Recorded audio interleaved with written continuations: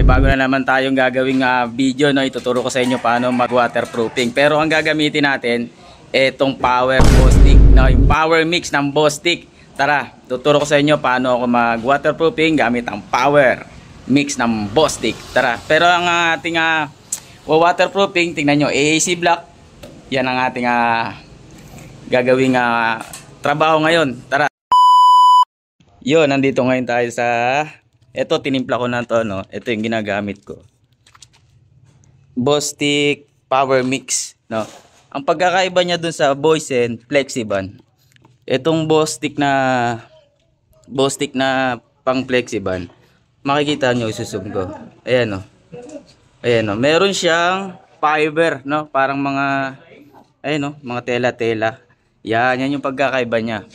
Pero pagka tatanong nyo, halos pares rin naman sila. Pero ito, mas advanced ng konti.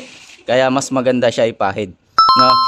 Ito ang discarding pag hinalo ko to ng hinaluan ko ng simento. 4 hanggang 5 simento ang hinalo ko. Depende sa inyo, wag lang konti, no? Basta kahit dumami, okay lang. Yan, gamit natin yung barena paghahalo nito, no? Ito yung natin, no, pe-flexiban. Papakita ko sa inyo, ito pe-flexiban natin. Makikita nyo meron siyang gatla, ayan, no. Meron siyang gatla. Yan. Bago natin siya pahiran ng flexiban, siyempre kutkutin muna natin 'yan. Pag nakutkut na natin 'yan, yung mga naka-excess na mga labas-labas, na pwede na natin tong masilyahan. Pag nakita mo 'yan, mga gatla, minasilyahan natin 'yan, papakita ko sa inyo. Yan, nandito tayo ngayon sa taas, no. Paano natin ipapahid yung flexiban natin, no. Pero ang una kong ginawa, yung sa mga gatla niya o yung mga groove niya, no, papakita ko. Yan, tingnan niyo yung mga groove. Di ba kanina merong mga gatla-gatla. Ayan, no. Oh, makikita mo. Yan, minasilya natin yan. Ang ginamit natin pang masilya, simento. Yan, no, simento, tsaka pinantubig natin yung Bostik na Flexiban, yung power mix. Yan yung pinantubig natin para siyempre, no, para matigas din, tsaka para sureball yung hindi papasok yung tubig. Ayan, no, makikita mo. Oh, no? Yan yung aking diskarte kasi kailangan pagka tayo mag waterproofing sa labas, ayan, sa labas tayo, sa taas, no, delikado rito.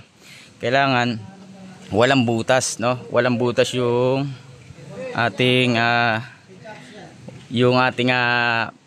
lalagyan ng power mix na Flexiban, no? Tara.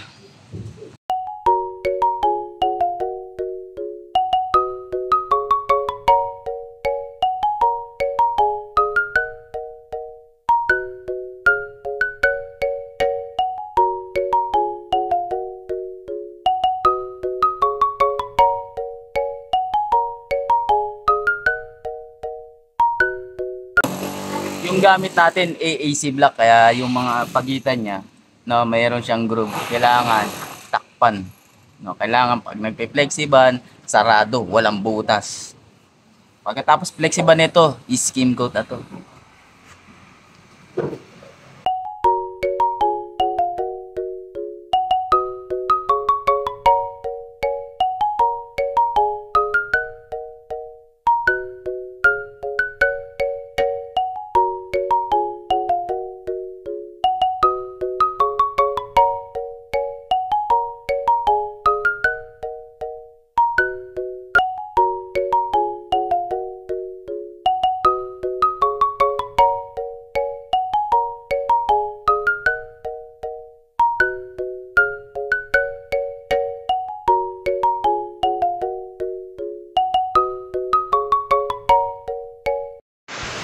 Yun, napairan na natin ng isang pahid, no? Pero dodoble natin yan, minsan triple pa pagka pangit ang medyo manipis-nipis.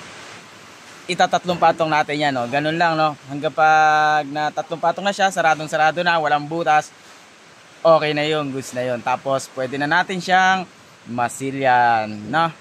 Yun lang, no? Kung meron kayong natutunan, please paki-follow naman tong ating YouTube channel. Marami kayong matututunan dito, Stuko Pintura, lahat ng tungkol sa pagpipintura nandyan po sa aking channel, no? Pag may katanungan kayo, message lang kayo o mag-comment kayo, sasagutin kayo ng aming admin. Maraming salamat. Thank you. Hanggang sa muli.